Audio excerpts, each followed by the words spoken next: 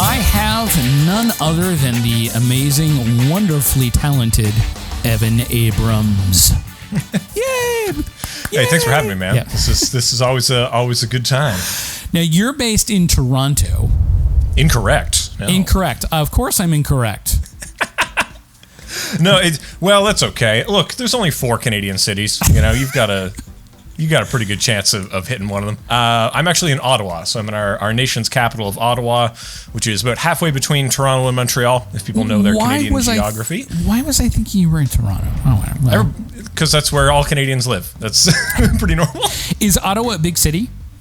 No. So we are much smaller than Toronto, much smaller than Montreal, smaller than Quebec City. Okay. Vancouver is the other place that people might know. And if you're in upstate New York, then you probably know about Buffalo. Yes. Yes. And across from that, people in Detroit probably know about Windsor.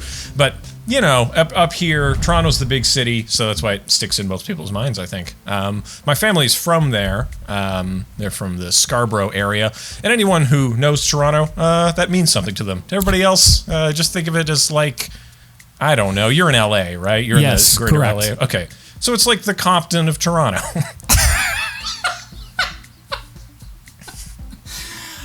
I like that comparison. Yeah. Yeah, that's really great.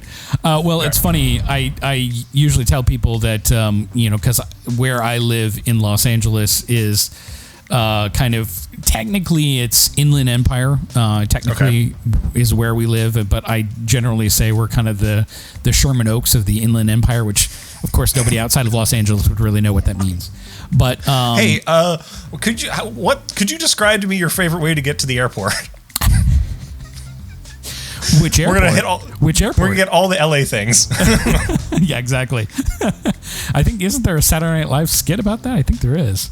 And the Californians? Maybe. Yes, exactly. So tell everyone what you do. Sure. When we're not cracking wise about geographies, I'm a motion designer. I am mostly known though for teaching After Effects, for pontificating about After Effects, for talking about design on the E.C. Abrams YouTube channel. Because most of the work I do in motion design is very banal and not worth observing often. But it is what I've been doing as a career. I'm working freelance for over 10 years now, maybe over 15 years now. Long time, I guess. I'm in my mid 30s now, so time to give it up, I guess. You're a much older soul than mid 30s. You do not strike me as somebody in their mid 30s. You're not. I'm not saying you look old. I can say it. I know what I look like. Well, you don't have the gray hair yet. So, but I had this starting in my 20s. So okay, yeah. Well, I've been going bald since my 20s. So now I know you have a YouTube channel, right. And you've been doing YouTube for almost 10 years now. Oh yeah, long time with that too. Since the early, like the proto YouTube times. Yep. Like, you got to remember the internet was a different place back then. You're gonna make me laugh through this whole thing, aren't you? Yeah, that's the plan. When I'm not the host of something, I can be as uproarious as I want. Now, so did you start YouTube the same time you really kind of started freelancing in motion design, or? Yeah, pretty along at the same time frame. It was interesting because I was coming out of university, I think I might have still even been on some of my co-ops. There's a weird gray area. I think everybody's career is a series of blending moments and punctuations. Yes. Right. Yes. That one thing flows into the next. You don't remember how you got there. Or correct. For some people, there's a tipping point. You know, if we can talk about Malcolm Gladwell, I guess, that at one point everything's one way and then everything's the other way, and what happened in the middle. But for me, like I was in Ottawa, we have a lot of government work, and I was working at Army Multimedia at the time, and I was like, well, government work is very boring. And at the time, Ottawa had, I think, more of a tech sector. Nortel had not yet folded. These are Ottawa things. for a lot of local things that people would know about. But so yeah, it was a time I was like, you know what, I could do some explainer videos for some local businesses. Why not? So trying to make that happen. But the trouble with having a lot of government work under your belt is that stuff, and especially Army stuff, is you can't really put it in your portfolio because a lot of it's under governmental NDA. Oops. Oh no. Yeah, I did a classic whoopsie. And so I was like, well, I don't know, what can I really put out there, right? What can I do? I was like, well, there's not a lot of things on this whole internet. Maybe I can teach other people how to do this stuff that I have to do every day. And it's fun. Like, it's fun to talk about and try to explain. And the process of explaining things for me really codifies knowledge to strip away things, but also to explore things. Yes. And that was sort of the impetus that I was like, you know what? This is maybe going to be a record of things that I'm learning and trying to, share with people. I don't know. As a nerd, I just feel like it's important to really fill people's space with my hobbies and interests. So YouTube is a great way for me to do that safely, because people can choose to not engage with my various obsessions if they so choose. So. But I have to say, in that 10 years, you have garnered quite the following. You have, I think, over 300,000 subscribers. Yeah, we did it. We nailed it. I can't wait for that next plaque. I was going to say, what is the next plaque? It's a million. Is it a million? Okay, so it's 100,000, then a million. Okay. Yeah, and what's great about the plaques, I don't know if they're still the same way, but I think you can see it behind me on that shelf. Not in this particular angle, but... Well, maybe I'll just change the focus on the camera and you can enjoy it. But the plaque it's held on by 2 screws into this frame that they send. You can take it out and wear it as a belt buckle if you'd like. So maybe that's the next move for me. I'm sorry. Are you gonna wear chaps with that too, or I mean? Well, we own a horse now at the house, so I really have to start looking the part. So now you, and it's funny that you say that that you started it as kind of a way to kind of document things, which I know that's kind of been a popular suggestion of people like Gary Vee, who who was.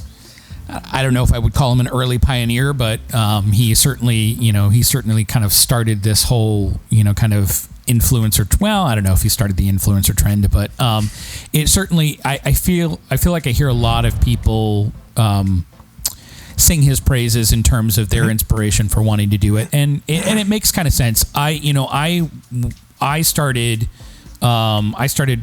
I wanted to start doing tutorials because I kept running into problems, and I couldn't find the solutions anywhere. So I was like, well, why can't when I find the solution, I'll just make the tutorial. And so that was a good way for me to remember certain things and doing certain things like that. But well, it's interesting that you phrase things as a problem, right? Is that in most of the stuff, whenever we're dealing with like technical applications or whatever, like, that most of the things we're trying to accomplish visually break down to being problems that we need to solve in some way. Right. I think that's maybe what the design ethos is, right? Yes, that correct. We're going to try to solve some problems. These are the tools we have. Yeah. I'm really grateful that I don't know. There's no better time to be alive than now, because that's the time that you actually are alive. Right. But I'm grateful that there is more of a culture around sharing of knowledge. Yes. Currently, and less of a culture around the hoarding of knowledge. Yes.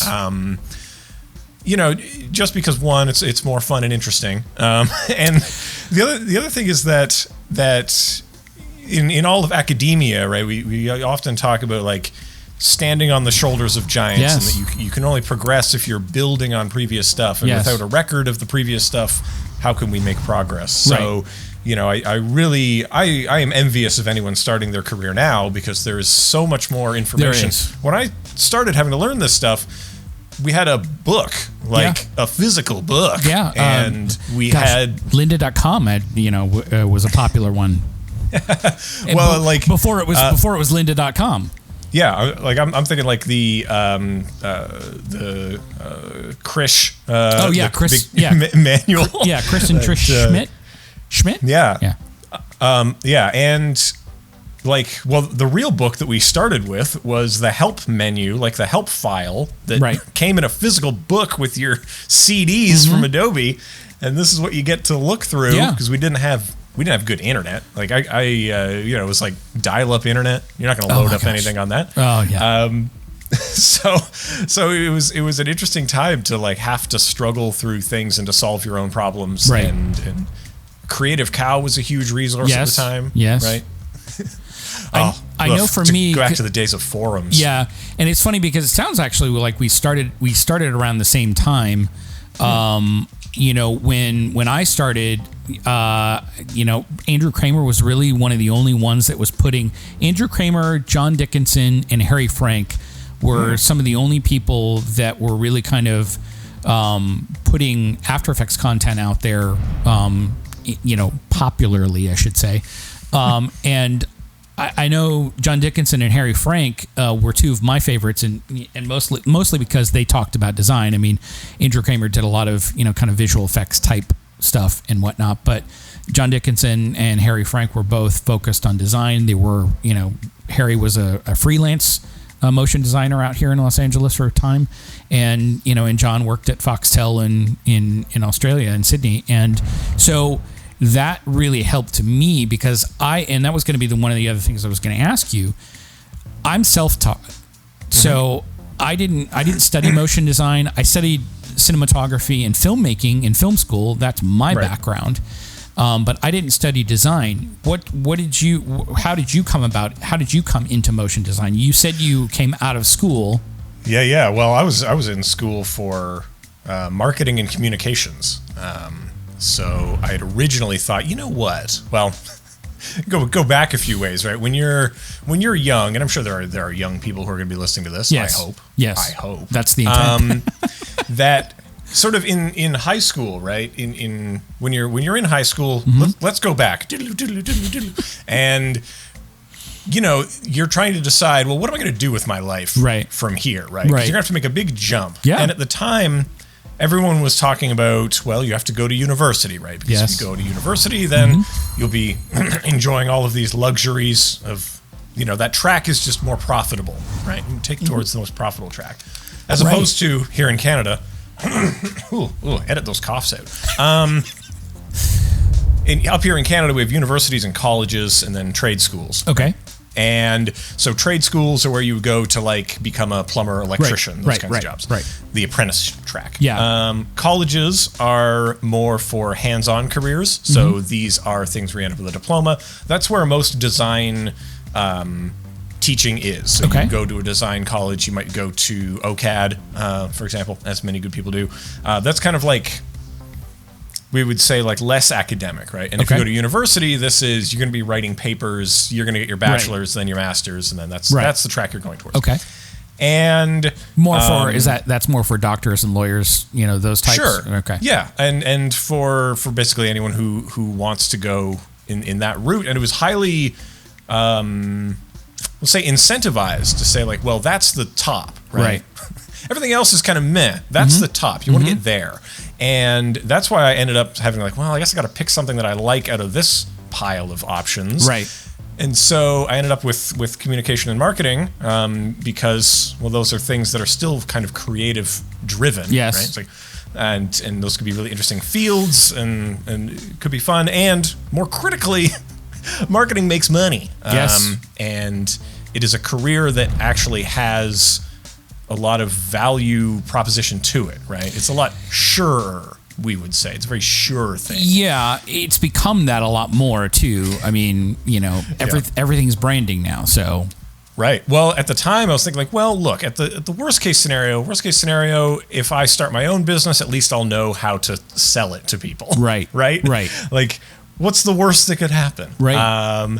And through that, the University of Ottawa that I went to, go GGs, I guess, and they had a really great co-op program. So if anyone out there is listening and you're considering a higher education, please only go to a school that has a co-op or internship program or a job placement program, because that's where the value's at. And what it was is you're going to be on for 4 months of lecture time, 4 months of placement, right? And alternating between them for the rest of your career, which means, one, you're going to graduate with way less debt.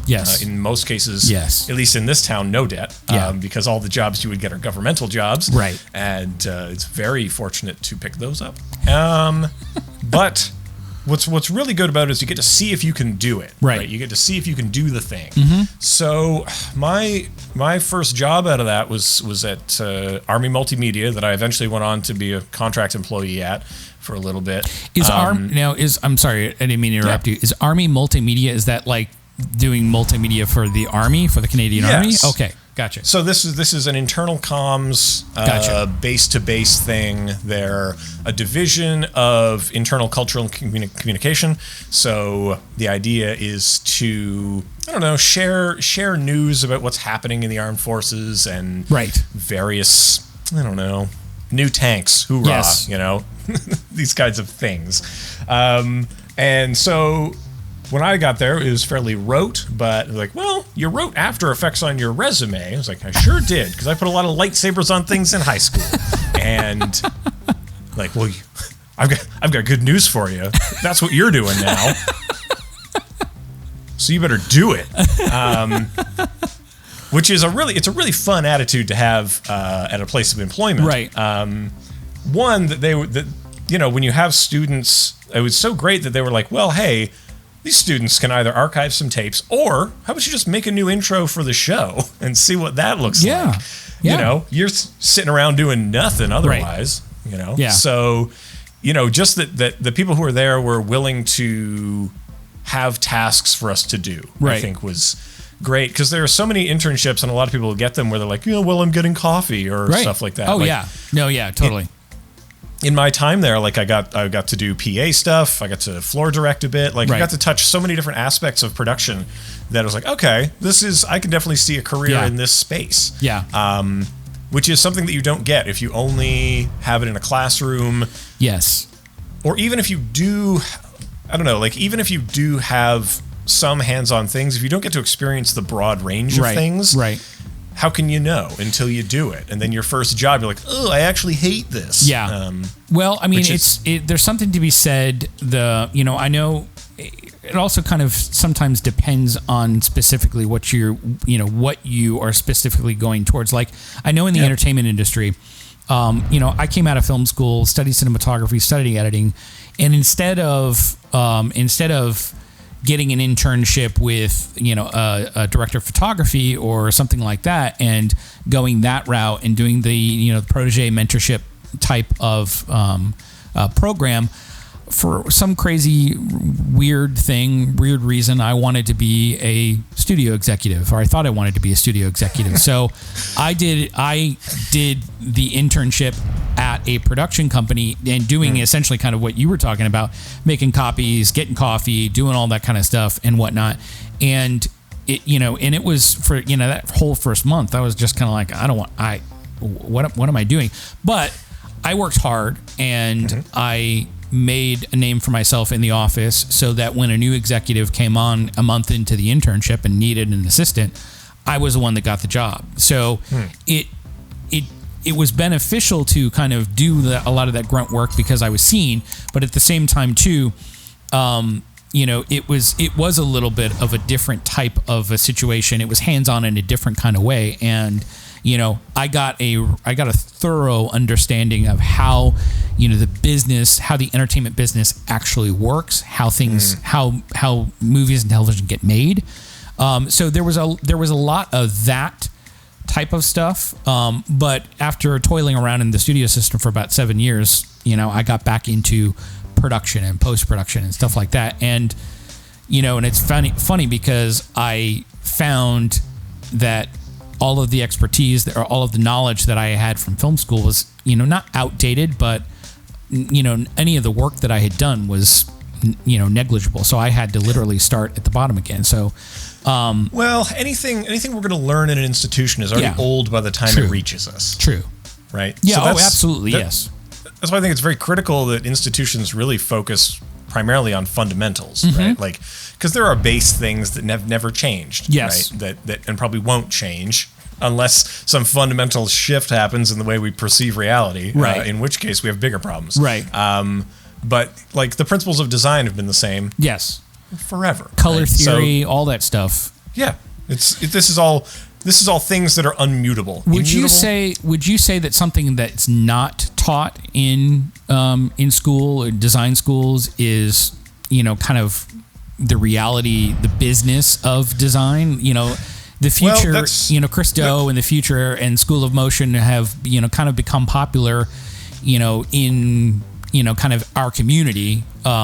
Exactly because of that. I know Chris talks a lot on his channel about these things, and some people, Chris is Chris, he is his personality, and I know there are a lot of people that feel like that it's difficult to kind of achieve some of the things that he teaches because the reality of the situation is different than, the education that he's giving out.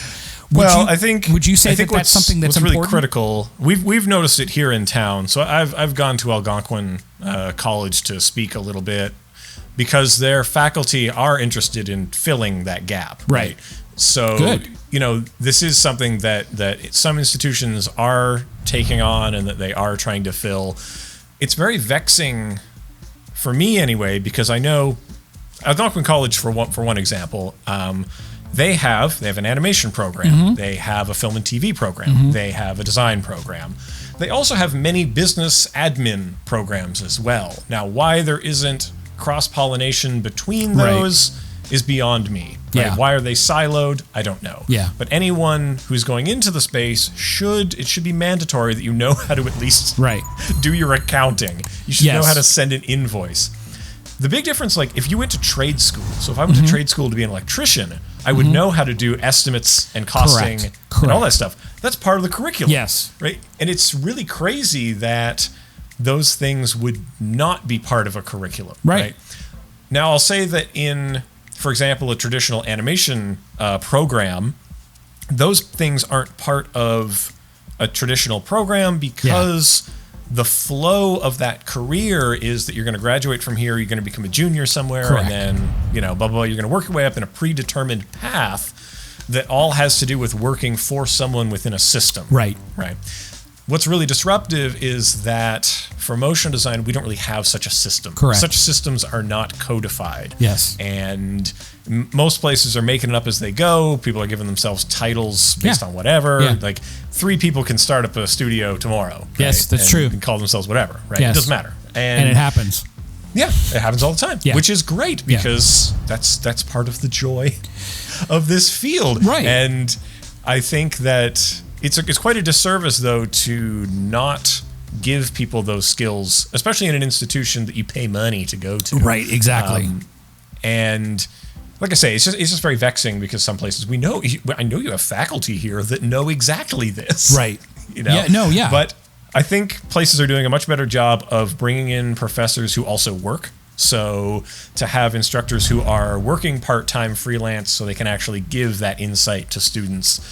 And so that, that they can have actual experience with someone who's doing it, who's doing the thing while they're teaching the thing. The worst is, I hear a lot of horror stories from people at art school who are like, well, my professor hasn't worked in 30 years. Cool, I know. Neat. So they can tell you how to become a professor. Right, that's exactly. Fun. Well, I mean, when I went to film school in Chicago, and one of the things that the school prided itself on was that the teachers were working. They weren't just, it wasn't just a bunch of theory. It was people who were practicing essentially kind of what they teach. And I experienced that, almost every one of my teachers, was doing something locally, and there were a handful of people who, worked in Los Angeles, or worked with people in Los Angeles. But there was kind of a popular thread on Twitter a couple weeks ago, maybe, where people were sharing their day rates and with the, kind of with the whole intent on, being transparent and helping other people to kind of know what other people are making to help them, kind of get it better. Do you think that was a valuable thing? Do you think it's valuable to share publicly what rates are and this and that? I mean, is it? So, was it a good thing? Breaks down into two ideas. Yeah. Right. Two critical ideas. One is that it spawned off of an earlier thing, right? I think animation. Yes. I don't know which one came first. I think the animation one came first, and then MoGraph animation paid me, maybe. Yes, correct. But the purpose of that was to show the pay disparity, to show the disparity between what men are paid and what women are paid, right? For that, and to show that people of color and black people paid less as well. Yes. So, and you can chart that if you look at it, and you'll see that if you are both black and a woman, that you are making significantly less than someone who is white and a man, because of the intersectionality of all of those various disparities. Right. Now, whether it's, I'm not an economist, so I can't speak to whether things are descriptive or prescriptive.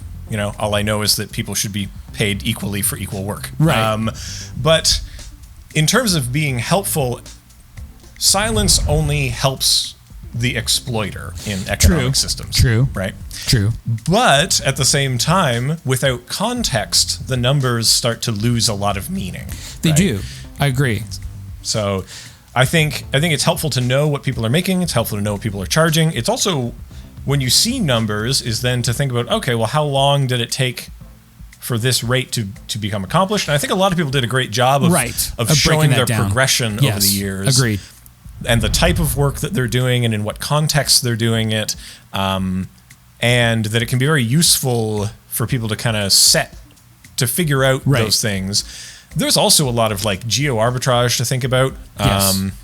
Geo Arbitrage listeners is the concept that people in different areas have different economic strains, and therefore pricing is totally different. So someone in Bangor, Maine can charge differently than Bangalore, India. And I've experienced that personally. I was working with a company that was based in Tennessee for a couple of years, and he always used to the main person that I worked for always used to be like, I can get somebody locally for a lot less money, and I'm like, I'm sorry, I got to charge you LA rates, because I'm in LA. And eventually he did find somebody locally that was able to fulfill his needs. And ironically, actually, some of the business ventures that he went on to do, now he's gotten already been chewed working on some of those things. So I'm kind of like, so you're okay with paying the money? Yeah. Well, we're getting into discussions of rate and value and time. Right. There's a lot of things that go into it, right? Yes, and I think it's always a deeper thing than just a number and just time. Right. And I think as long as the discussion is happening and that it's front of mind, it's valuable. Right. But there are parts of that I wish people were more critical about time. Right. I wish people were more critical about their own time. Yes. I wish people had more of a deeper understanding of how long it takes them to do things. Yes. Yeah, I agree with you. Yeah, that's knowledge of self and knowledge of your own processes. I think is the very critical thing that people require. Right. To know how long it takes you to do something and what will happen at the end, to be able to see the future. So do you think that with the rates, with all of the rates being kind of out in the, because one of the thoughts that went through my head when I started seeing people posting their rates was not so much, wow, that person's making that much money, but more so, you're putting that out there in public, in a public forum. And I know, because I do a lot of studio work and I work with a lot of, different studios and stuff like that. And I know a lot of people in HR, they don't ask for your social media accounts, or not accounts, but but they got them anyway. Well, yeah, I mean they do the research because there's also a lot of the cancel culture going on right now, and so people are scouring people's Twitter feeds to find something for an excuse to get them fired for something and whatnot. And so when I saw people kind of posting all of these rates, I was just kind of like, man, I wonder if there's got to be producers on this chain who are seeing these things and stuff like that, and I almost kind of thought that I understood the purpose and the reason behind it, but I almost kind of wondered if there was a little bit of self-defeating aspect to it, Well, I guess the anxiety would be, right, there are a few anxieties that come around that, right? Yeah. Well, so now there's public knowledge of rates. That means that if anyone is a bad actor and decides they want to make a lifestyle of undercutting, well, here is the curve, and if I want to be below it, now I know where to go. Right. That's possible. And then a producer can say, well, if I'm thinking about budgets, then I know that this person's down here on the curve and this person's over here on the curve. And then I'm very able to do it. Now, the other thing is I'm going to start approaching people who are at the budget level that I want to play at. Correct. Right? Yes. So, but the thing that's so vexing about the secrecy of rates and budgets is such a waste of time. It is. I agree with you. It's what kind of game are you playing? Yeah. Oh, I wonder. Oh, I'm gonna withhold the information. I know I only have $10,000 to spend on this, but I'm gonna try to get it for $8,000. I'm gonna try to sneak it in. Right. And because that's the game of capitalism. Right. And I don't want to get too into. I mean, I live in Canada. I'm probably more socialist by default than anyone who lives in America, right? So, that's just how it is up here. Right. We have universal health care. We think that's normal and fine. So it's just and I come from a very leftist family. My mom's big into unions and stuff like that. I was actually you naturally segued into another question I was have is I always hear a lot of talk about unionizing or motion designers unionizing, and there is technically a union for MoGraph people. Well, I don't know if it's for MoGraph. I forget which division it is, but I worked at a studio end of last year, and I was freelance, but there were other people who were working on a couple of different TV shows that were unionized, and they'd been there for over a decade, working on that show. And I had one guy who was constantly asking me how to do stuff in After Effects, and I'm like, how do you have this job? I mean, simple things that I learned 10 years ago. I mean, so yeah, I'm kind of like, I know because I've worked with a lot of union people that there is a tendency sometimes to not be as hungry, if you will, as somebody who's not union. Do you think it's effective? Do I think unions are effective? Well, in any environment where there's a power imbalance, I believe that unions are useful and functional in those ways. Okay. So, for some context, most people in my family are unions, and we require them because if there weren't unions, then these people would be dying on the job. Right. That's just how it is. Yeah. Which is how unions came about. Right. And they're useful for labor protection, not only physical safety, but for economic safety. Unions are responsible for a lot of workplace health and safety things. Right. They're responsible for a lot of accessibility things. Yes. Now, the flip side of it is that as power imbalances go, it's very difficult sometimes to get work done. Yes. Right? Because there's a lot of red tape and people are protecting various levels of bureaucracy. So no system is perfect and flawless. Right. Correct. Like my wife runs into this a lot more because she has to interface with Teamsters. Right. Mm-hmm. So this is a difficult. Oh, Teamsters. Right.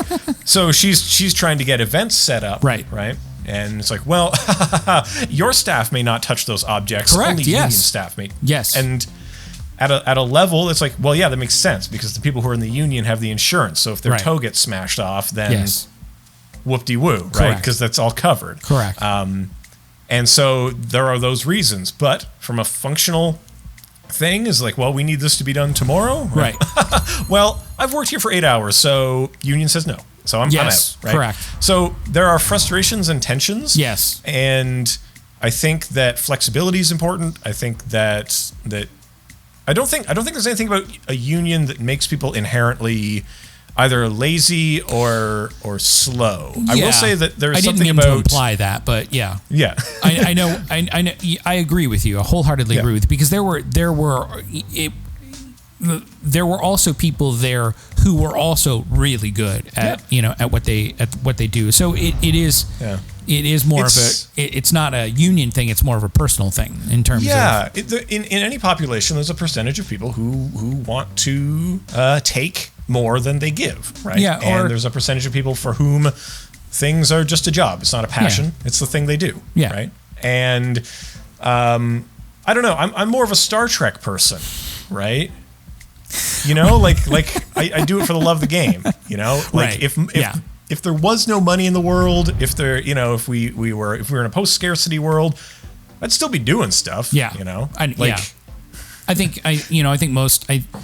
I think most people who do what they love would do it regardless of whether or not there was a pay structure involved.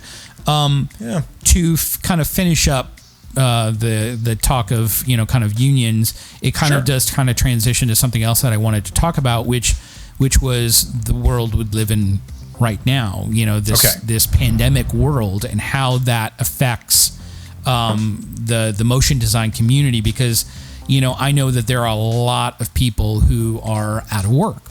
Here in the States, you've got almost 40 million people who are filed for unemployment. And, I know I am constantly, getting emails from, companies, hey, what's your availability? I give them my availability. Hey, we'll put you on hold. And then, and then I have to go chase them down and find out, what's going on. We were supposed to start this and whatnot. Oh, well, we went in a different direction. And so that's happened more times than I would like it to happen with that particular company. But I also know the realities, because I, work with other people. I know the realities of all of these companies who are struggling to figure out, financially what's going to happen. So you have all of this money that's just kind of sitting there and just waiting, because nobody knows and I know in the entertainment industry, not because of unions, but you have the unions who are, out of deference to their members, trying to make sure that there are appropriate protocols in place on sets. And so a lot of production at the studio and TV and network level is not happening because of these extra things that need to happen. So, how do you see this progressing? Like, how has it affected you locally in terms of work there, and kind of with your pulse on the MoGraph community? How do you see it, kind of in the community as a whole? So we see a lot of factors. There's a lot of push and pull happening. Yeah.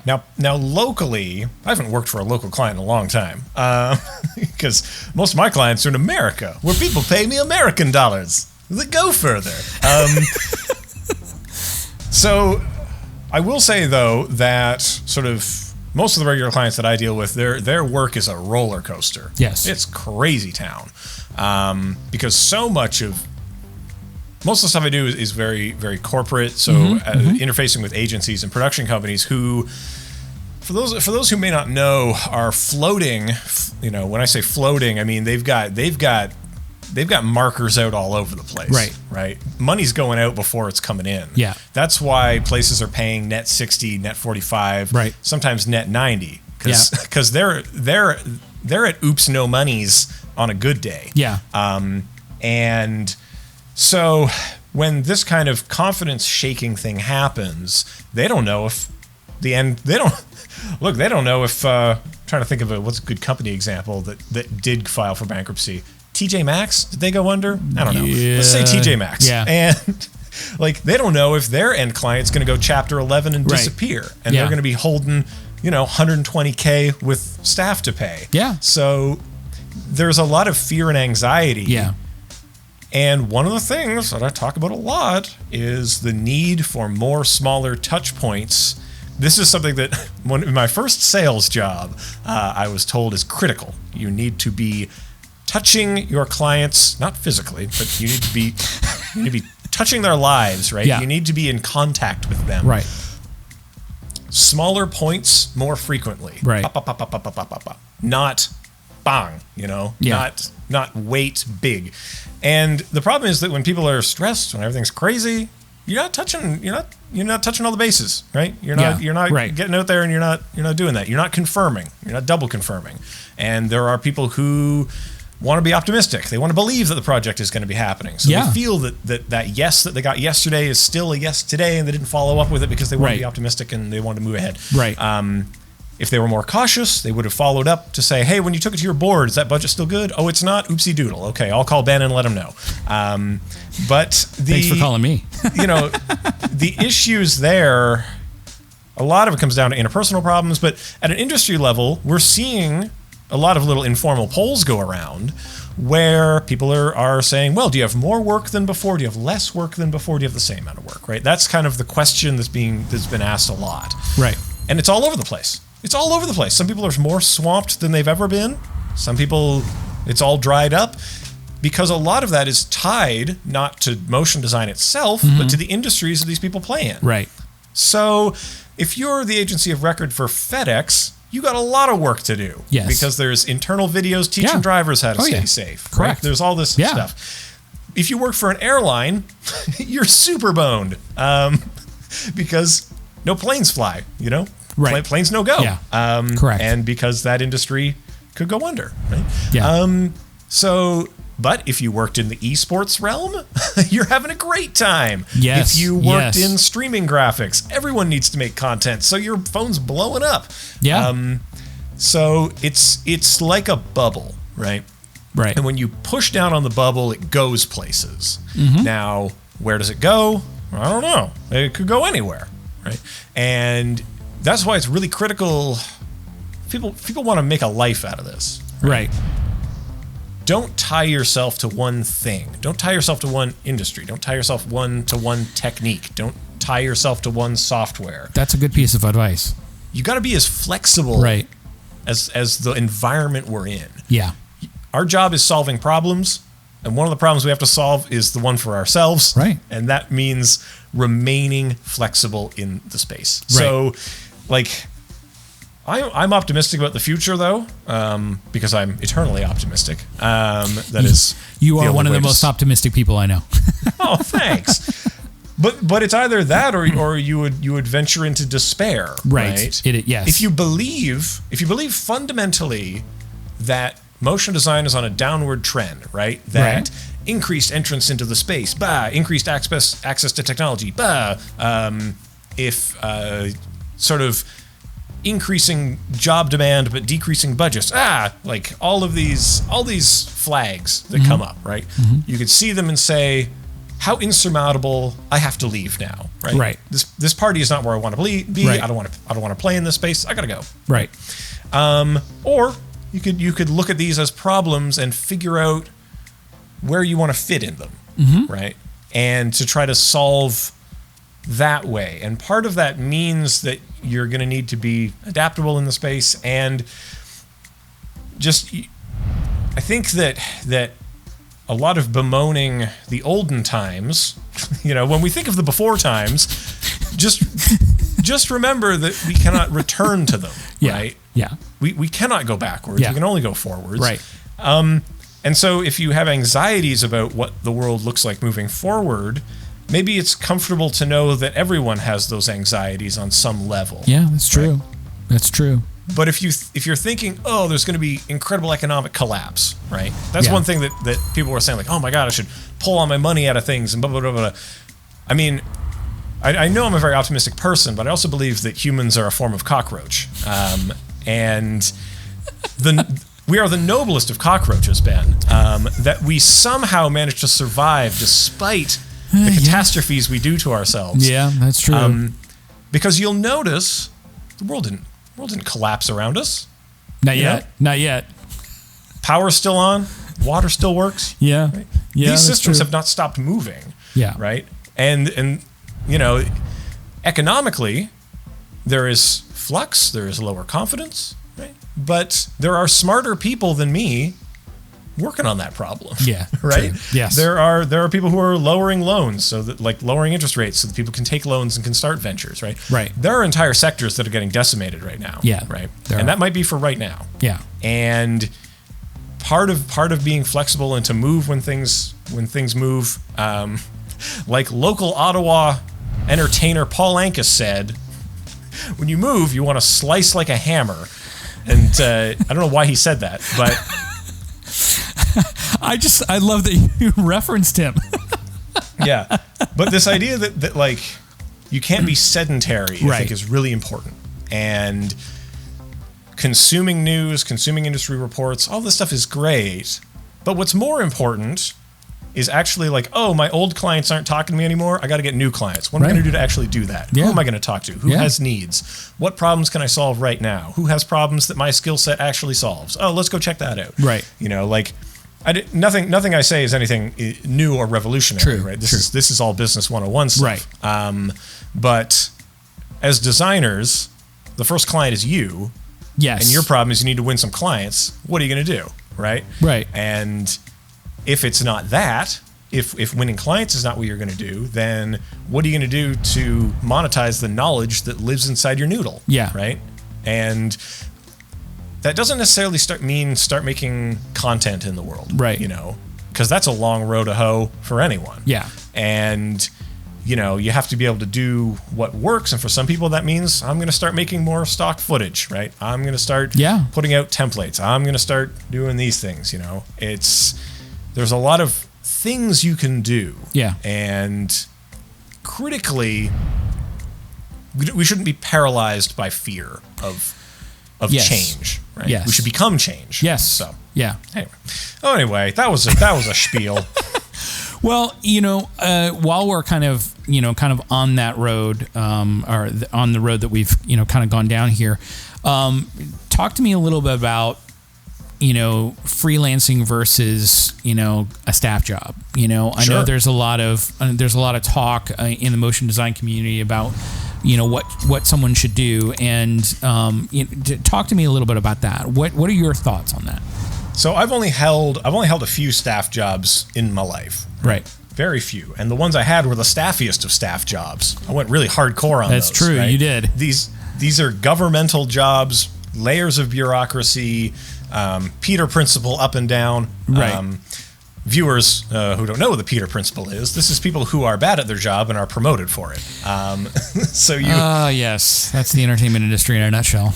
Right. So, this person is bad at being a PA, but we can't fire him. So we're going to make him, what's he going to be now? Right now he's going to do this, right? So you're moving over and up. Correct. Right? And we see that all the time in government, and that's fine. But that's the environment with the maximum frustration. Right. And especially because, like, all right, what are we doing? Okay, well, we need to put out this video that's about new health regulations. Good. Let's go get it translated. It takes a month for a script to get approved and whatever. So you're spinning your wheels. You're going nuts in that space. And I couldn't hack it. Right. That's not. There are people who can do it. There's people who could. I was in my early 20s. What do you want me to do? I wasn't ready to be calm. And those kinds of things. But I will say this, right? So staff jobs offer a few excellent things. Yeah. Right. I don't need to tell people the wonderful things about being in freelance. Everybody talks about how great that is. Yeah. It's there are no cats. There are no cats in America, and the road is paved with cheese. But it's any Fievel fans out here? We're gonna find out. We're gonna find out when we watch the chat. We're gonna find out in the chat room. That's for sure. Yeah. So so there are a lot of things in a staff job that are good, right? Yeah. 1, you don't have to send any invoices. 2, you don't have to prospect for clients. 3, there's a fairly consistent career trajectory at a larger place, right? You can see a path forward. You know where you will go, or you know where you could go. On the flip side, that means that you have to play the game. You got to play the game of work. And those things are tiring. Those things are horrible. It's exhausting. Very much so. You could end up in a place that is office politics up and down, right? Yes. Because people are infighting, they're backbiting. It's crazy. Because you end up in a microcosm of all kinds of things. Yeah. So things in an office can be good, or I shouldn't say office. Office is not the right word because none of us are in an office right now. Right. We are still bound by structures. Yes. And if you're a person who can tolerate ambiguity, if you're a person who can tolerate not necessarily knowing what you're supposed to do next, if that fills you with dread, freelancing may not be for you. If that fills you with power, freelancing is for you. Yes. Right. So, and people can become acclimatized to it, right? Yes. So I in the before times, I was doing Brazilian Jiu-Jitsu specifically to increase my capacity for discomfort. And I highly recommend, no matter what you're doing, increasing your capacity for discomfort. Interesting. Is useful, right? That is a really, really good piece of advice, I think, right there. It is. I think it is. Not just in in a freelance situation, but also, I mean, in a staff situation as well too. Right. Because you hit the nail on the head. There's different levels of discomfort. Yeah. In those two particular types of jobs. So one of the things that I notice a lot is like conflict, right? Yeah. We cannot avoid conflict. We will never be free of conflict, right? Yes. In a freelance sense, this is conflict about rate and time and budget with many different actors all the time. Yeah. Right? Yeah. In a structured environment, you may find yourself in conflict with people, and those actors will not change. Yes. Right? Your boss is not going to cycle out, and you may have conflicts with them. Yeah. If you are not able to successfully navigate and negotiate these conflicts, or if you avoid conflict, if you are someone who avoids conflict and then does something about it on Twitter, like not super useful, right? If you True. Unless you're able to get a groundswell of people to come to your defense and do something, like it really depends on the situation. But the big thing is that if you are more comfortable in conflict, to have productive conflicts with people. Right. And a lot of this comes from boundaries and defending those boundaries. Yes. And establishing and communicating them. Like, this is something that, I don't know, I think when you were an intern getting coffee for people, right? Mm-hmm. You would not have been encouraged to have boundaries and to state them, right? No, and as because the other part of it too is, most people who do an internship are doing it with the intent of getting something after the internship. Right. And so yeah, I mean, I'm not going to sit there and tell somebody to go f themselves or something like that because I want something from them. Right. You don't want to be difficult. You don't want to be a problem maker. Right? Yes. Which is a culture you then have to deal with. Correct. Right? If you're not willing or able or are empowered to have conflicts with people, then it will be very difficult to ever do so because conflict is a kind of muscle that you exercise. Yes. Right? Boundaries are something that we enforce and they grow stronger. Yes. Or they're intruded upon and they become weaker. Correct. And, you can tell I've been in therapy. And but understanding the psychology of people, I think, helps you in a lot of different ways. Because, it's funny. I've often found, in the entertainment industry, and this is true with most creative people. Most creative people are introverts. Sure. They don't really have very many social graces. And so in that regard, sometimes they allow themselves to be trampled on because they don't know how to navigate those waters. Right. And then you have people who are the opposite of that. You have the extroverts. You have people who are very good. They know where the great parties are. They know where the best, where to get the best drugs. They know all of those things to endear themselves to a lot of different people, especially in the studio world, and work their way up and do all of that stuff. And then you have people who are very talented and very social and and are, kind of very much like yourself, very sought after, very high in demand, type of person. I've got a question for you. Do you think I'm an introvert or an extrovert? Well, if I had it, all I have, because I wanted to meet you 2 years ago at NAB, and I was planning on meeting you this year at NAB, but that didn't happen. So I've never met you personally. Right. But, from what I have gathered and from what I know about you is you seem actually a lot more extrovert than introvert. Yeah, exactly. It's a show. It's an act. It's a mask that we wear. But it is. Well, I'll put it to you like this. When I know what I'm getting into, everything's great. This is great because I know exactly what we're doing here. Yeah, exactly. Or if I'm going to give a talk somewhere, everything's great because I know my role in that space. Right. There's no ambiguity for me. Yes, there, correct. Right. If I have to go into a public space that is full of strangers, I have no idea. I have to start decoding everything about them. Yeah. That's a lot of stuff, and I don't deal super well. Yeah. I want to kind of circle us back around to sort of conflict in design. Yeah, absolutely. Just to get back on that. Yeah. Because I don't want the good people in the chat to think we're just going to solve their interpersonal problems. So when I'm talking about conflict in design, I'm talking about it's not necessarily like I want something and you want the opposite of something, right? That's not necessarily the kind of conflict that I'm talking about. Like when I'm working with a client, they have goals and we're trying to achieve them, and I'm trying to tell them the best way to do that. Yeah. Maybe they have a different idea, right? That's a kind of conflict. Yes. Or they want something that'll take 20 hours to do, but they've only got the budget for 10, and now I have to kind of talk them down and bring them around to this area. Correct. And the way we frame a lot of those interactions changes how productive they're going to be. Correct. If you believe, and this is a talk I've given often, if you believe that you're in an antagonistic relationship with someone, then that relationship is guaranteed to be antagonistic. Yes. There's no way around it. Yes. If I believe that the client is my enemy, then I will treat them that way, and then Correct. they will treat me the same way Correct. in return. If the client is trying to exploit me, and I'm going to attempt to counter that in some way, right? Is there even a hard power solution to that? Mm-hmm. Not really. No, because well, it's cool. Project's over. Boom, Right. Right. They've got the kill switch on that. Right. What are you going to do? Right. So that's why being able to bring someone around to your point of view is important. Yes. Right.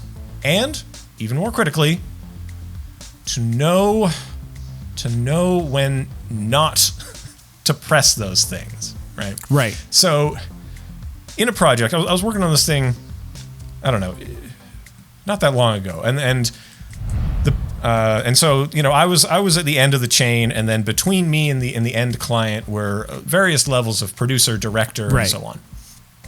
The end client had some notes, and people keep forwarding me email threads, and they probably shouldn't do that. But anyway, you could sort of see the amplification of anxiety that came through, that this person has a note. Here's a note. This person is now anxious about the note. They pass those anxieties on to the next person, who's then amplifying them until it gets down to me. Yes. And it's like, well, how many hours would it take to do this? Right. And they're freaking out like, hey, whoa, chill, guys. Yeah. The thing they're asking, let's go back to the original email. The thing the first guy said is that he just wants it to be, he wants to invert the colors. Yes. That's all he wants to do. Right. And he wants to do it because, and these are the reasons, and what happened was your guy just started forwarding it and amplifying it instead of... It's a game of telephone. Right, and instead of engaging with it, right. figuring out the reasons, this is the reason you want to make that change. Okay, so your goal is this. Inverting it will be costly. Here is something we can do that is not costly, that will achieve your goal that you wanted for this thing. So engaging in the conflict is more productive than passing the conflict along, or in trying to refute it, to fight it, right? And that's not always the case. Some things, like if it's a moral thing, you got to stand on it, right? True. But so much of design is not hypercritical in those ways, right? That what we're trying to do is accomplish something with the products we're putting out, and what is critical about it? We all want the best thing. Everybody wants the best thing. I want I want the best thing, the client wants the best thing, the director wants the best thing. Yeah. But most critically, what is best is different for everyone. For this person, it's the thing that gets them on budget, right? So that their manager isn't yelling at them. Yes, and correct. For this person, it's the best thing is the one that gets done on time, because then we can move on to the other 10 projects that they're trying to manage. Right. And maybe for me, the best thing is something aesthetically pleasing. Maybe. But if the only thing you get out of this career is things that are aesthetically beautiful, that's such a small part of what the job is. Yes. Right? Like, the job is a process, and sometimes the end result is a really beautiful thing. And you can look at it, and you can I don't know, maybe it'll outlive you or something. You'll get immortality from the beautiful thing that you did that people will look at. But a lot of the work is making work, and to make things that someone else will deploy in a larger campaign, in a different context. The process has to be enjoyable. The process has to be the thing you love, because it's what you're doing every day. Right. And if 30 days of suffering gives you 1 day of joy, what a life. Yeah. Holy moly. And that's something that's really hard. I don't know. I try to explain this to students whenever I'm giving a talk, is like, if you're not energized by the process, right? If the prospect of doing this process is not energizing in its, we'll say in its perfect form, right? Because you can get bad actors in the process, and correct. 2% of all people steal whatever. Like, so there's that percentage of people who are just there to mess stuff up. Right. But if in its purest, bestest form, right? If that's not exhilarating, if you don't do it for the love of the game, then the game's not great, right? If the game's only fun when you're winning, and if your criteria for winning are so narrow that you're rarely experiencing that, that's really hard. That's a really rough way to be. And that's why I think that's one of the reasons people get burned out. We all get into this thing because we have high taste. We have high standards. Yes. We seek beautiful things because that's what we like. It's funny you just said that, because one of my favorite quotes is from Saul Bass. I want to make beautiful things even if nobody cares.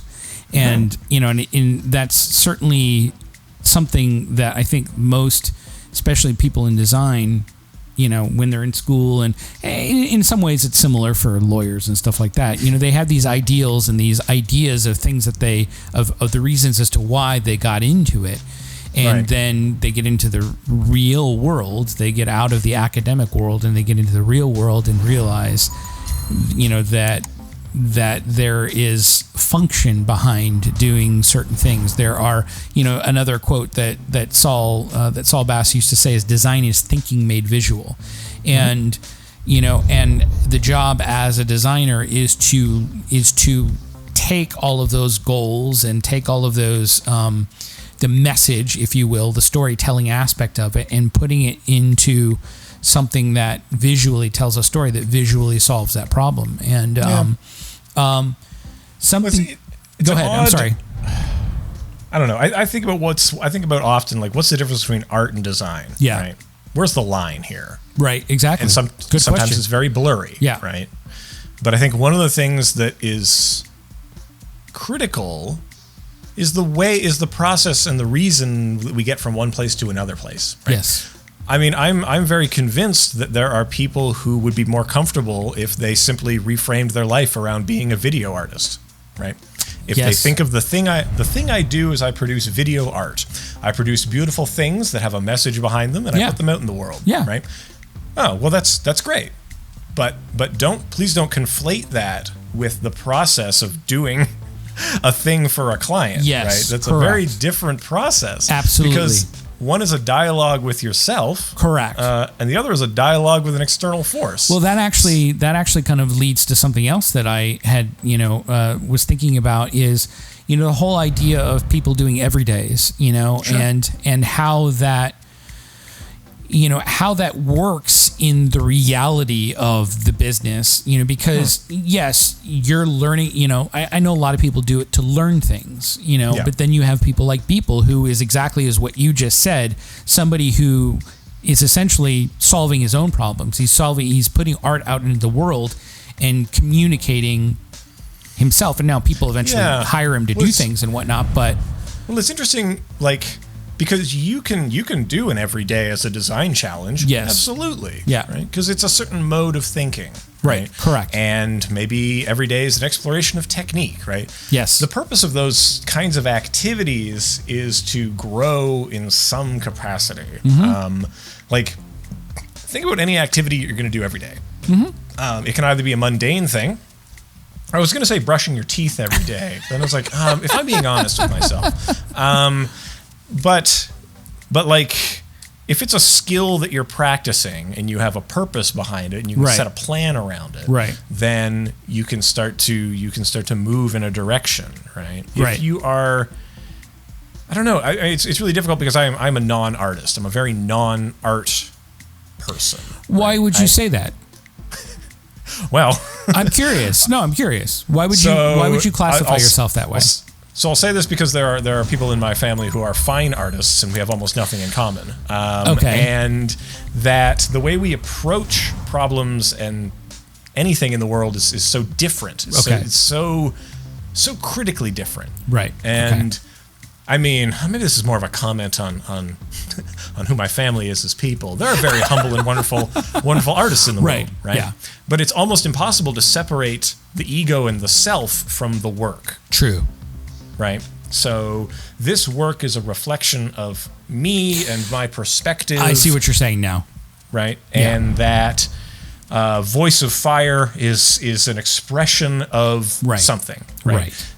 I don't know why was I looking up Voice of Fire recently? Anyway, that's the painting that's like blue bar, red bar, blue bar, and the Canadian National Gallery bought it for a lot of money at a certain point. Joke's on you, critics. It's worth 40 times as much now. But think about the process of fine art, right? We're going to make a thing. We're going to sell it to someone. Someone else will evaluate it. It'll either have value or it won't. Yeah. Right. And that's a very different process, right? Than especially, and it's even different still from commercial art. Yes. Right? Which is its own separate track, its own way of looking at and commoditizing something. Like to do commissioned illustration, right? That's kind of, now we're in kind of a gray area, right? Yeah. Because we've got a client come to you for a thing and you got notes and they want to punch it up, right? Yep. And as opposed to the sort of thing where it's like, well, I'm doing a series of portraits. Right. Cool. All right. And whether they have value or not at the end is not determined by someone giving notes to them. It's by someone coming and appraising them and saying, I could probably sell this. Yes. Right? And it's a very different model. It's a very different way of conceiving of the world. And it's something that I have no experience or knowledge base around because it's something that I found in my youth anyway, confusing and almost repulsive sometimes. Just the idea that, so my dad was a stained glass window maker. That sounds interesting. Yeah, he's also colorblind, so you can imagine how good they are. He's like Hashi. They better be great. Yeah. But just the idea that like, well, okay, so we're going to make some stuff, and then someone else will determine whether it's good or not. Right. Well, what a day, huh? What a way to go. Yes. That you could be making all these things, or you could be laboring in obscurity. Like the idea. This is probably why I got into advertising in the first place. Oh boy, this has been a good therapy session, Ben. Well, it does kind of lead into, what was there something that inspired you to go down the route go down the road that you're currently on now? Well, I'm a very lazy person. I'll start with that proviso, right? My life is an unending effort to do less labor all the time, right? And that has caused me to become a very efficient person in certain contexts. Yes. Right? Because that is my goal. And the reason why I keep doing this stuff is because it's comfortable and I love doing it. Right? That's the thing, is like, we talk sometimes about this idea of flow state. Yes. You know? When time seems to just go by and you're so focused on this thing and everything else is just a pale noise in the background because this thing is so engrossing. Yes. And to me that was motion design and visual effects and trying to solve these problems, and the work itself was sustaining. But if I get down to the heart of it, like the thing that I've enjoyed most, like if I were to take the kernel out of this thing, is taking abstract ideas and rendering them into visible things. Yeah. Right. That's the thing I want to do. Yeah. Everything else is pretty secondary. Right? Yes. And those are just layers on top of it. That gets me to the thing that I wanted to get to. And like, this is something that I even do when I'm not working. Right. This is sitting around and I don't know. I mean, I was going to say sitting around with my buddies, but we don't do that now because we're in the after times now. So it's you know, we're getting on a Skype call with my buddies and we just talk about terrible business ideas that we'd like to have, right? Yeah. And that's super enjoyable because all we're doing is just creating stuff and playing off of things and taking things to their conclusion in an interesting and satisfying way. That whether it's good or not, to see something in its final form is good and feels good. Yeah. So that's kind of how I continue doing this. Okay. Right? The reason I got into it is because I was unfortunately raised by television and the bright flashing lights are so alluring. Yes. I want to sell the Cocoa Puffs, Ben. Yeah. Yeah. No, I often, that's, you know, it's kind of my answer as well too. It's like, I was raised on television and movies. And so it certainly, you know, I never intended on doing, and there are times where I sit there and think, man, why didn't I study law? Why didn't I go into medicine? I have that idea sometimes, but I don't think those problems would be hyper satisfying for me to get into all the time. Yeah. Yeah. And I don't know. It's we can't bemoan the paths we don't take, but no, you can't. I remember quite vividly when I was very young, remembering the moment in which I realized that a thing that I'm observing was created by someone else. Yes. Right? And that it was a collection of effort and stuff like the what was it, like Mission Impossible 1 or something? I don't know. Where it was like, oh, these people aren't those people. They're actors and they pretend to be these people. Yeah. And like, someone's job is pretending. Mom, I love pretending. Right. And like, oh, you can do a career of this? Whoa. Like, I swear, like if go. I'm sorry, I didn't mean to cut you off. I was gonna say, like, if I was doing what Child Evan wanted to do, I'd be designing pinball machines. Why is pinball a favorite thing in motion design? It's a physics simulation. It's lights, it's sound, it's movement. I never thought about it that way, but you know, Are you an avid pinball player? I'm not an avid pinball player. I'm not an avid gamer. I used to be when I was younger, but I realized how much of a time suck it was on my life. So, let's talk about pinball just really briefly. Yeah. I really enjoy pinball machines for a lot of reasons. There is a lot of visual stimulation there. Yes. There's a lot of things going on. Yes. And it's one of these things that rewards deep involvement with it because pinball machines, at least modern ones now, have a narrative. They have an arc. They have a flow to them. Yes. They have little bits of interaction to pull your attention this way and that way. Yes. Now, unfortunately, I'll probably never own a pinball machine because I'll end up getting divorced if that happens. But you know, you can go that's one of those financial undertakings you should not do. Yeah, there you go. You should not spend $10,000 on the Teenage Mutant Ninja Turtles. Although the latest machine of that looks pretty amazing.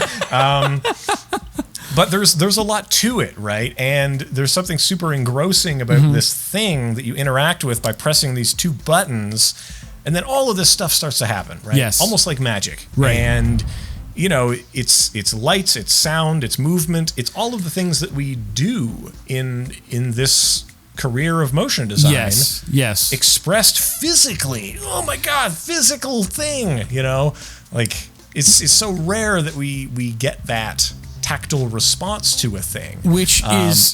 Which kind of blows my mind as I hear you talking about this, because it's certainly an abstract that I never ever considered in terms of pinball, but it makes total complete sense. It really, really does. Well, that's why I used to work in sales, Ben. I can make a lot of things sound like they make a lot of sense. What you said earlier about realizing that what you're watching and the response that you're getting is something that was crafted by someone, that somebody created to elicit that response from you. And for me, that was Top Gun. Top Gun and Back to the Future were probably the two movies that did it for me. That was, and it's funny because before I made the realization that I wanted to get into film, I wanted to go into the Navy. I wanted to be a Navy fighter pilot. I wanted to, or a Navy SEAL, or in that regard. And what I didn't realize is that the reason I wanted to do that stems from seeing Top Gun and seeing how sexy it made it, and the Navy's money was well spent on that one. They almost got you, buddy. Yes. And but my mom was the one who kind of helped me realize, if you will, that the reason I wanted to get into the Navy was because somebody made a really great movie that really energized me. And that, for me, that was kind of what did it for me. It was like, oh, wow. Somebody, and it was a really amazing realization. And from that point on, pretty much I knew that that's what I wanted to do. I wanted to do, I wanted to make movies. I wanted to, I wanted to do that. I wanted to, because I just looked at the time, and we are coming close to the end of our time here. And what I wanted to make sure that I wanted to talk to you about before we left was you have a podcast. It's true. Oh dear, my shameful podcast. I wouldn't say shameful. Why did you start the podcast? Well, it depends on which one you're talking about. I'm embarrassing myself right now because the name escapes me. It's the hotline, the motion design hotline. Yeah. Is that so? Motion design hotline came about. The reason why I say two podcasts, because there's a secret podcast that most people don't listen to. That I'd love to get into, because it's about Dungeons and Dragons. But wow, that's a whole nother show right there. That's right. But the motion design hotline, that was a thing that Kyle Hamrick and I were doing. And it was an interesting thing. It started off being like, well, we should do live content of some kind, right? I was thinking about it, collecting my notes, trying to get a plan of action together. Yes. And then Kyle messaged me, and he was like, hey, I had this idea, I wanted to bounce some stuff off you. And I was like, well, it's funny that you mention it, Kyle, because I was looking at my list of potential co-hosts here. I guess you already got it. So that's how we ended up doing that. And the idea was that we wanted to be car talk, but for motion design. We wanted people to I like that idea. Yeah, we want to be the frickin' frack. We want people to call in with their problems, and we try to solve them, and just to demystify some of those processes, and more specifically, we wanted to talk through a methodology of solving problems. Right? That was one of the kernels of the show, is that we wanted it to be about a plurality of ideas, and because Kyle and I are very similar in the way we approach problems and the way we approach life, that if we just take this and we abstract it and we break it apart and we look at its component things from a lot of angles, we can get there. Right. And that was the impetus for the show. And more specifically, when I talk about plurality of ideas, we wanted to show that there's no one way or one best way to do anything. Right. Because that's one of the things that is maybe more unpleasant sometimes about this field, is that someone will say, this is the best, right? This form is the best form, or this technique is the best technique. but it's all subjective, right? There is no best. There is only contextually better, right? Correct. We would use the word appropriate. Is this appropriate for the thing that I'm doing? Right. Yeah. And so that was the idea behind the show. And then we were like, well, I think that we weren't getting a lot of questions off the jump, right? People weren't sending in. We were like, people are going to be flooding our mailbox with these questions. I know what you're talking about. And we were like, you know what? We should interview some people. Let's get some people on the show and interview them. And so then we started to do that a little bit, and to try to make that happen, because you can only listen to Evan and Kyle so much. And also, he and I didn't disagree on anything, so we never had spicy conflict on the show. And as you know, conflict is the heart of narrative. So it is. Without the two of us, having point counterpoint or something going on, we needed a buffer in there. Anyway, but Kyle has since moved on to do other things. So eventually, the show will return later in July. Okay, that's the plan anyway. Okay, so. Well, emails are going to be going out to getting guests on. We're going to be pivoting more to more interview program. Yeah. And hopefully getting on more people who don't look like me is the idea. Anything that I can do to help you out in that regard, definitely let me know. And one of the, I think, I just lost my train of thought. Oh, that's okay. We can edit this part out though. I know what I was going to. The last thing I wanted to talk about was, so I know you because of your status. I put the air quotes in your status in the motion design community. But one of the things that I think immediately endeared me to you was, well, first of all, you have a vocabulary that is insane in terms of your knowledge of the English language, and that I've always as a fellow wordsmith, I've always enjoyed people who are very articulate. Okay. And so that immediately endeared me to you. But one of the other things that I thought was amazing that you did, and you got the cue from Ryan Summers of doing office hours. And I don't know if you still do that. I think the Calendly is still open. But that's, I took, when you announced that on Twitter last year, I jumped on that because one of the problems that I had, I worked essentially a staff job for about 3 years, and during that time, I kind of let a lot of my networking and I let a lot of that stuff, just kind of dry up and go away. I was commuting 3 to 4 hours a day. So, I was exhausted at the end of the day and all of that stuff. So I found myself at the end of 2018, having to get back, being forced to be back into the freelance world. And I realized that, I thought a lot higher of myself than I probably should have, thinking that people were or that my former employer was going to hire me back, and everything was going to, be fine and dandy and peachy. Mm-hmm. And I found out that wasn't the case. Oh.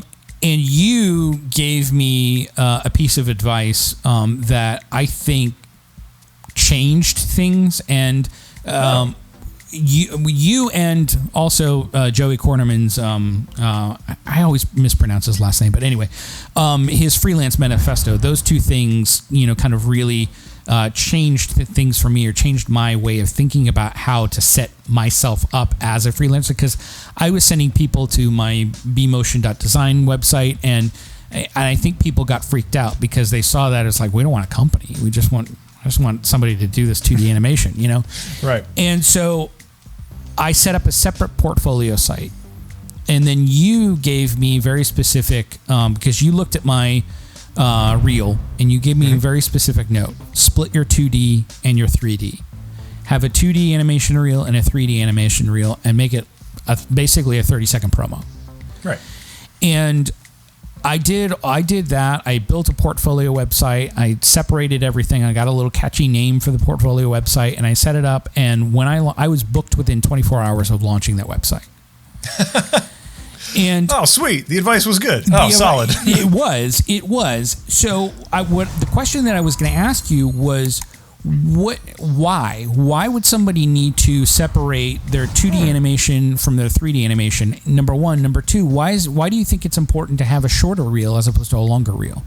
Oh my goodness. Well, shorter is always better. True. There is a tightness to time that is critical. Yeah. And the purpose of the reel, you have to remember what the purpose of it is. The purpose is to elucidate interest, right? I can't be interested if I already know the whole thing. True. Right? True. I'm not interested. I'm saturated. Yes. And we have this saying that if you have a good 1 minute, you probably have a great 30 seconds. Right. Because if you strip away everything that is non-essential from the piece, you get down to only the kernel of what is maximally engaging. Yes. And people will only remember what is maximally engaging. So if you're hitting them with only the highlights, bam, bam, bam, bam, bam, that's what you want. Yeah. You don't want someone to have lulls or sags. You want only the best. Only the best of the best. Right. It is a sampling, a tapas menu of only the small bites, high prices. And that you want people to come away wanting more of it. Right. So if you pare it down to only what's essential, so that's why shorter, right? Yeah. And to respect people's time is Yes. also critical. Okay. That people will get an impression from a thing and then they're going to move on. Right. And if yours is more impactful in the bin of things that they are perusing, True. the 10 or 20 they're going to watch before they finish their glass of kombucha.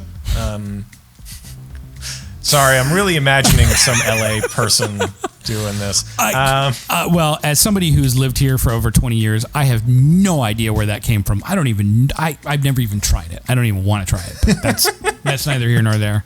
Right. Because you're in Southern California. I see. Exactly. You're right, actually. That probably but it's popular here too. People, Okay. Here's your problem.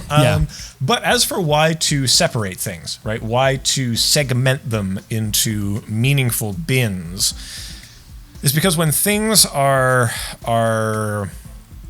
muddied, right? When things are full of a plethora of styles and ideas, when it can be really easily divided into two succinct things, when the messaging can be made succinctly, then it's better and it goes further. It has more of that silver bullet thing that you want, which is why the audience of these things may be different, right? True. Whenever we're thinking about creating a reel, we're creating it for an audience. Who is this for?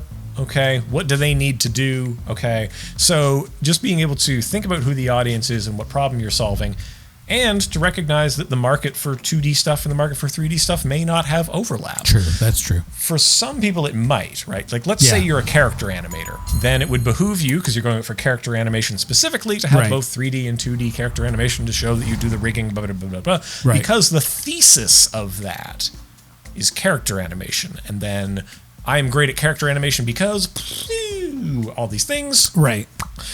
But if it is, I'm amazing, I should be doing your lyric video, then this has only lyric videos. Exactly. Right? Exactly. So that kind of specificity is critical, and to realize that unless you are specifically applying for generalist positions, then you're going to have a less succinct thing. Do you think it's important to break it down even further? So not just like you had just said, have like all your lyric video stuff in one thing, have all your explainer video in another thing, have all your, So the only thing I can really say is that it really depends on the type of work that you're trying to get. If you have the kind of body of work that would allow for such segmentation, then, critically, like when we think about like, all right, what are the three kind of business units or the three customers that I'm trying to talk to? If those fit into neat bins for your work, that makes sense. Right. But more broadly, when people are like, if you only work in one style, right? If you're one of these artists who only works in the one style, the reel will be of the same thing. I could watch a minute of it. I could watch 15 seconds of it. Correct. I get it. I get it as soon as I get it. And part of that is just that there's a sameness to it. So if you have a variety of things, and it's like, well, I need to show that I have a diverse skill set. This is what I got. And I don't know, if you were to segment it down further, right? Like, what are the lines that you want to break it on? You always want to think about what are the lines that I break on.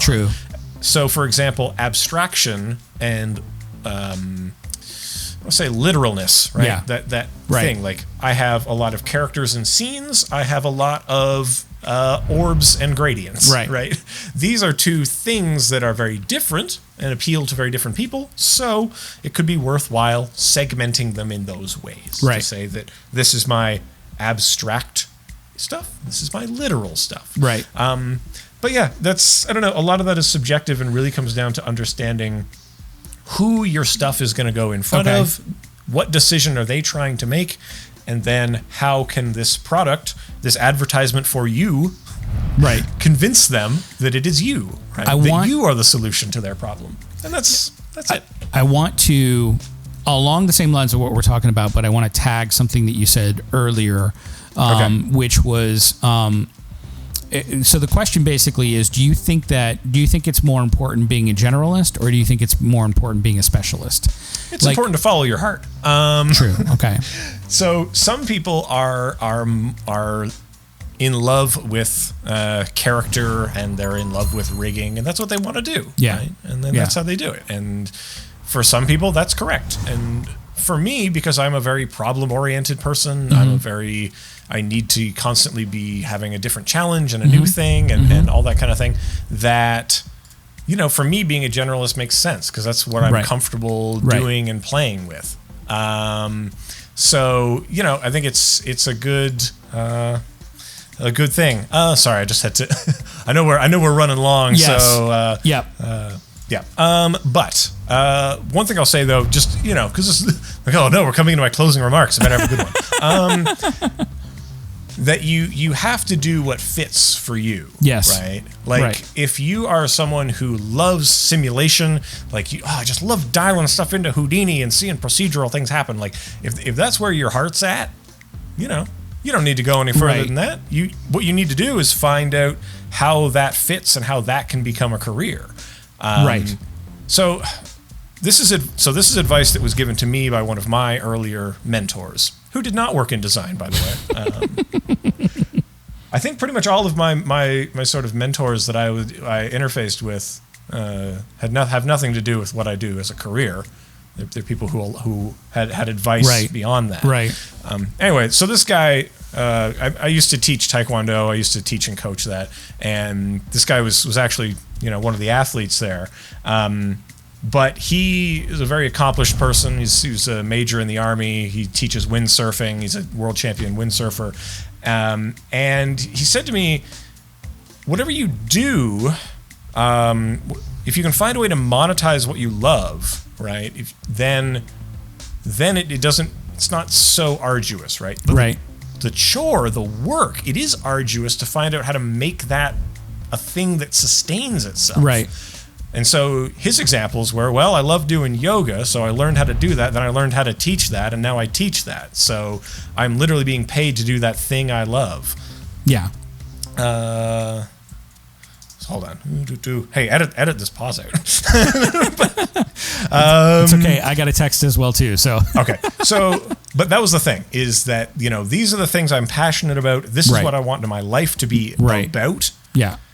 How do I go from how do I go from having to perform labor in order to sustain that passion? How do I make that passion sustain itself? How do I make that passion sustain me? So those are the two levels, right? How do I make this thing sustain itself? How do I make this thing sustain me? Then how do I grow that larger? How do I make this thing go? But yeah, that's pretty much it. Now the actual mechanism by how you do that is the harder part. That's true. And everyone's journey is different. So that's kind of why I usually try to refrain from giving too much biz advice. Just because I don't have all the subjective answers for these things. But anyway, I think that's a good note to end it on. I think it is a good note to end it on. The one thing that I want to do before we end our time together is I want to ask you some silly questions that shouldn't take too long to answer. Do you enjoy long walks on the beach? Yes. Short answer, yes. I lived in the Caribbean for a little bit, so yes. Well, that's a story that we'll save for another time. Yeah. What's your? I enjoy long walks on specifically Princess Margaret Beach on Beckway. Meet me there, people. What's your favorite Miley Cyrus song? Oh, my favorite. It's Party in the USA. I'm right there with you on that one. When it's time for karaoke, what's the first song you pick? It's Blue Cantrell's Hit 'Em Up Style. I would not have expected that one. Well, look, when oh, can't believe that I caught my man cheating. Anyway, that was my song. That was my song for a long time. So still is. I'm a Tone Loc guy myself, but then does your office there smell of rich mahogany? No, it smells like a fern and spilled tea. What's your that kind of goes into what's your favorite movie? What's my favorite movie? Oh boy, that's rough. It's too many. It's too many good movies. My favorite movie. You know what? My favorite movie is Labyrinth. Wow, there's one. Okay, and then the last question is: are you an Elvis man or a Beatles man? I listen to a lot more Beatles, so I guess it's Beatles. I find neither of them particularly enthralling. Evan, thank you so much for doing this. I really appreciate it. Thank you so much. And I don't know, is there anything you want to plug? I know you talked about the new version of the podcast coming back in July, but that's right. So I don't know if you're not subscribed to it, check out the EC Abrams channel on YouTube to learn about motion design, motion graphics, all the good stuff. Follow me on Twitter at EC Abrams on there. Find me on Instagram if you prefer that. If you want to get at me, just message me on those. My DMs are open because I'm crazy like that. I'll put all of those links in the description. You'll also be getting a lower third as well too, so that will have some of the Twitter stuff in there as well, Twitter and Instagram probably. But awesome. Thank you again so much. Awesome. Well, thank you so much, man, and I'll see you around the internet. All right, brother. Bye.